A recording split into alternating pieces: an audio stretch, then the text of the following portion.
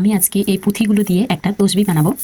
আমার তসবিটা ছিঁড়ে গেছে, এই জন্য আবার নতুন করে বানাচ্ছি। আমার কর ধাগা নাই, এই জন্য আমি এই যে জামা সেলাই করি যেই সুতা, এই সুতাটা নিয়েছি। এই সুতাটা দিয়েই আমি তসবিটা সেলাই করব আজকে। আমি 3 রকমের পুঁথি নিয়েছি। তসবিটা একটু দেখতে ভালো লাগবে, 3 রকমের নিয়েছি। এই বড় পুঁথিটা ব্যবহার করব আমরা যে 33 বার আলহামদুলিল্লাহ, 33 বার সুবহানাল্লাহ, আল্লাহু আকবার 33 বার বলি, এইখানে এই বড় পুঁথিটা আমি ব্যবহার করব। আপনারা দেখতে থাকেন তো কেমন হচ্ছে আমার তসবি বানানোটা। তসবি বানানোটা কিন্তু আমার কমপ্লিট। এখন শুধু আমি মাথাটাতে সুন্দর করে গিট দিয়ে দেবো যেন না খুলে যায় সুতাগুলো। দেখেন গাইস, অনেক সুন্দর হয়েছে কিন্তু তসবিটা বানানো, খুবই সুন্দরভাবে কিন্তু বানিয়েছি। আর 2 কালারের, সাদা আছে, কালো কালার, আর সাথে নীল কালার দিয়েছি। এই জন্য দেখতে কিন্তু আরও খুবই সুন্দর লাগতেছে, ফুটে উঠেছে তসবিটা।